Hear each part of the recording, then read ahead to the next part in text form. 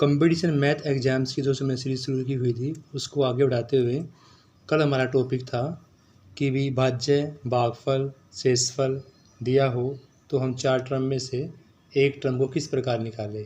मैंने आपको बताया था a = bq प्लस r से हम उसको निकाल सकते हैं।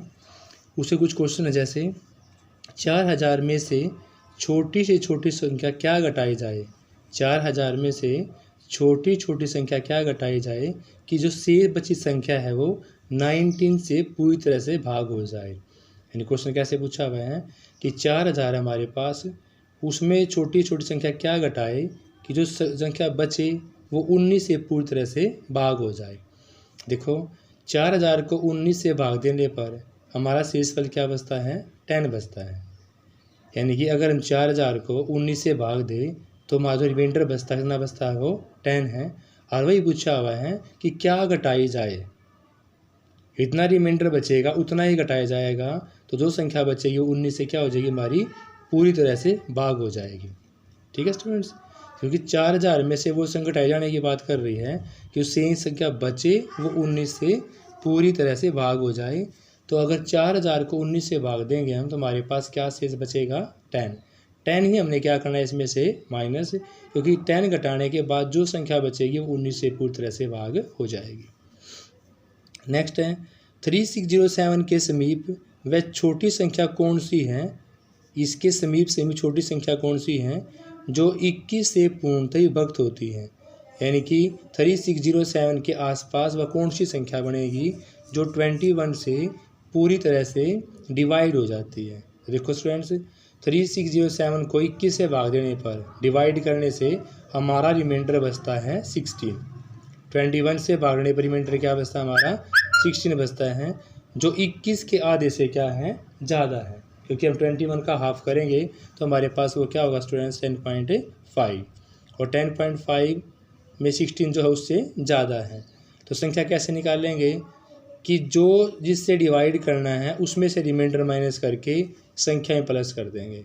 जो हमारे पास 21 है, जो रिमाइंडर बचा है, इनका डिफरेंस संख्या में क्या कर देंगे, प्लस कर देंगे। कैसे, 21 से हमने इसको डिवाइड करना है, रिमाइंडर हमारा कितना बचा, 16 बचा है। 21 में से 16 माइनस करेंगे कितना बचेगा, 5, और 5 हम इसमें ऐड करेंगे तो आंसर आ जाएगा 3612। क्योंकि 3607 में अगर हम 5 ऐड करेंगे तो हमारे पास बचेगा 3612। नेक्स्ट देखो, किसी संख्या को 342 से भाग देने पर शेषफल 47 बचता है। यानी संख्या में पता नहीं है, कोई संख्या है उसको 342 से अगर डिवाइड कर दे तो हमारे पास रिमाइंडर बचता है 47। इसी संख्या को अगर हम 18 से डिवाइड करें, देखो 342 से डिवाइड करने बच रहा है हमारा 47। अगर इसी संख्या को हम 18 से भाग करें तो हमारे पास शेषफल क्या बचेगा, वो चीज़ आपको यहाँ पर निकालनी है। मान लिया हमारे पास संख्या जो है 342 से भाग देने पर जो भागफल है वो k बचता है, और शेषफल हमारे पास दे रखा है 47। तो संख्या क्या बनेगी हमारी, a = bq प्लस r। तो संख्या हमारी a के इक्वल होगी, ये हमारा b होगा, ये q होगा k, और r क्या होगा हमारा 47। हमने इस संख्या को इस प्रकार से राइट कर लिया रिमाइंडर थ्योरम की फॉर्म में कि a = bq plus r। a की जगह 342, q की जगह k, और r की जगह 47।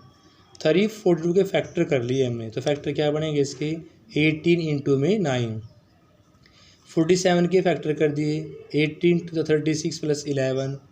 तो अब 18 यहाँ भी है, 18 यहाँ भी, 18 हमने क्या कर लिया, कॉमन ले लिया।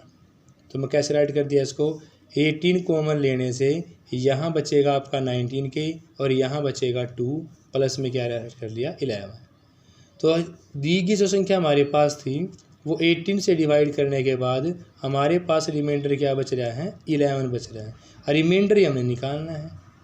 देखो लिखा हुआ ना कि वो वही संख्या जो हमने किसी संख्या से डिवाइड करने के बाद 47 रिमाइंडर बचा था, उसी संख्या को 18 से भागने पर शेषफल क्या बचेगा।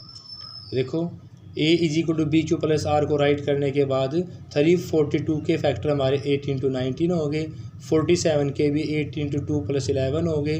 18 से डिवाइड ही करनी है, क्योंकि हमें 80 से डिवाइड करके चेक करना है, तो हमें 18 के फैक्टर भी करने हैं। 18 हमारा दोनों टाइम्स है, तो 18 को हमने क्या कर लिया, कॉमन ले लिया। यहाँ से बचेगा हमारा 19 की, यहाँ से 18 बाहर आएगा तो क्या बचेगा 2 और 11 प्लस में। तो यहाँ पर a is equal to b q plus r की फॉर्मेशन होगी। रिमाइंडर की बात चल रही है, तो रिमाइंडर किसकी फॉर्म में, आर की फॉर्म में होता है। तो इसे रिमाइंडर क्या बचेगा हमारे यहाँ पर 11 बचेगा स्टूडेंट्स। फिर कुछ ये क्वेश्चन है शॉर्ट ट्रिक मेथड कि भी हमारे पास संख्या है 378 136 259 212। इनका हमने मल्टीप्लिकेशंस के इकाई का अंक निकालना है कि जो यूनिट प्लेस वैल्यू है, यूनिट प्लेस वैल्यू उनकी मल्टीप्लिकेशंस के में जो यूनिट प्लेस वैल्यू कितनी होगी। ठीक है स्टूडेंट्स, कि इन सब में जो यूनिट प्लेस की वैल्यू है उनकी मल्टीप्लिकेशन के बाद जो नंबर आएगा उसका भी यूनिट प्लेस वैल्यू ही निकालना है। तो इसका शॉर्टकट क्या है, दी गई संख्या में इकाई के अंक लिख लेते हैं हम। ऐसे 212 में हमारा 2 इकाई का अंक हो गया, 259 में 9 हो गया, 136 में 6 हो गया, 378 में 8 हो गया। इन सब की मल्टीप्लिकेशन कर दें क्योंकि बात पूछी हुई उसने यूनिट प्लेस वैल्यू की। तो यूनिट प्लेस वैल्यू की मल्टीप्लिकेशन करके हमारा आंसर आ गया यहाँ पर 864, और 864 में हमारा यूनिट प्लेस वैल्यू कितनी है, 4 है। और ये हमें निकालनी है कि जो हमारा मल्टीप्लिकेशन करके आंसर आएगा उसकी यूनिट प्लेस वैल्यू क्या होगी। तो क्या होगी स्टूडेंट्स, वो 4 होगी। नेक्स्ट हमारे पास 3⁻57, 6⁻41, 7⁻63। इस प्रकार के क्वेश्चनों का जो मल्टीप्लिकेशन करके रिजल्ट आएगा उसकी हमने यूनिट प्लेस वैल्यू निकालनी है कि इसकी मल्टीप्लिकेशन करने के बाद जो हमारा गुणनफल आएगा उसका हमने क्या निकालना है, यूनिट प्लेस वैल्यू निकालनी है। देखो स्टूडेंट्स, 3⁴ में जो इकाई का अंक आएगा कितना आएगा हमारा, वो 1 आएगा। कितना आएगा स्टूडेंट्स, 1। कैसे आएगा, 3⁻, जैसे 56 है इसको हमने तोड़ लिया। देखो 3⁻, जैसे 4 है ना, इसको हम खोल लेंगे, 3 × 9 = 81, 81 हो गया। और 81 में हमारा जो इकाई का अंक कितना है, वो 1 है। देखो 3⁻4 में हम इस पावर को सबको तोड़ेंगे, 3⁻4 को हम एक्सपेंड करेंगे, 3⁻4 का मतलब हमारा 81, और 81 के अंदर हमारा यूनिट प्लेस वैल्यू कितनी आएगी, 1। तो हमें सब को इसकी फॉर्म में तोड़ना 3⁻4 में, ताकि हमारा यहाँ पर इकाई का कितना बचे, 1 बचे। कैसे, 3⁻56 है, 3⁴ इंटू में 14, 1456 हो गया ना, 14 4 जा 56। तो इसमें कोई फ़र्क ही नहीं पड़ेगा।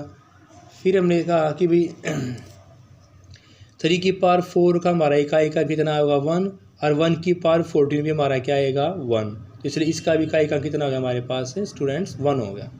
ठीक है इतनी बात। 3⁻57 में करेंगे, देखो 3⁻56 का आंसर 1 है, तो कैसे लिखेंगे इसको, 1 × 3। तो 3⁻57 का आंसर क्या आ जाएगा हमारे पास, 3 आ जाएगा। क्या आ जाएगा आंसर, 3। देखो कैसे, दोबारा बता रहे हैं, 3⁻4 को हमने एक्सपेंड किया, 3⁻4 हमारा हो गया 81, और 81 का इकाई का हमारा कितना हो गया, 1। अगर हम इसको 56 को तोड़ेंगे 3⁻4 × 14, तो 14 4 56 ही बनेगा। 3⁻4 हमारे के बराबर था 1 के बराबर, और 1 की जो पावर 14 है वो भी आंसर हमारा क्या आएगा, 1। ठीक है, तो 3⁻57 को हमने तोड़ लिया, 3 × 3⁻56, 3 × 3⁻56, 3⁻56 हमारे पास 1 है, तो 1 × 3, तो आंसर क्या आ जाएगा हमारे पास यहाँ पर स्टूडेंट से 3 आ जाएगा। उसके बाद अगला है कि भी 6 की जो हमारी पावर है उसमें भी इकाई का अंक हमारा कितना होगा, 6 ही होगा। तो 6 की पावर जो 41 है उसको भी ऐसे तोड़ेंगे तो आंसर क्या आ जाएगा हमारा, 6। और अगर हम 7 की पावर 4 में तोड़ेंगे कितना आ जाएगा हमारे पास, 7 की 49, और 49 की 49 से मल्टीप्लाई करेंगे तो वहाँ हमारा इकाई का कितना आएगा हमारे पास, 1 आएगा। तो वही बात यहाँ पर देखो, अगर 7 की पावर 63 है और 7 की पावर 60 को तोड़ दिया हमने, 60 क्या हो जाएगा, 15 4 जा 60, और 7 की पावर 4 हमारे पास क्या था, 1, तो 1 की पावर 15 भी क्या बचेगा हमारे पास, 1 ही बचेगा। और बची पावर हमारे पास कितनी है, 3 पावर और बची, क्योंकि देखो 7 की पावर 60 का आंसर तो हमारे पास 1 आ गया, कितनी पावर बच गई हमारे पास ऊपर, 3 और बच गई। तो कैसे लिखेंगे इसको, 7 की पावर 63 को हम लिख लेंगे 7 की पावर 60 इंटू 777, क्योंकि 63 है ना, 7 की पावर 60 जगह तो हमारा 1 आ गया, 3 पावर बच गई 7 7 7। तो इनके आपस में मल्टीप्लाई करेंगे, आंसर आएगा हमारा 343। तो उसमें इकाई का अंक क्या बचेगा हमारा, 3 बचेगा स्टूडेंट्स, क्या बचेगा 3। देखो इसका हमारा अंक बचा था 3, 6 की पावर 41 का बचा 6, और 7 की पावर 63 का बचा हमारा 4। इनकी मल्टीप्लिकेशन करेंगे ना आपस में, इसकी जगह हमने क्या रखा 3, इसकी जगह हमने क्या रखा 6, इसकी जगह हमने क्या रखा 3, चौथा 18 थी 54 हो गया, और 54 में इकाई का अंक क्या हो गया हमारे पास 4 हो गया स्टूडेंट्स। तो इस प्रकार से हमने इस पर क्वेश्चनों को सोल्व करना है। हमने उस पावर में तोड़ना है कि उसका इकाई का अंक हमारा 1 आ जाए।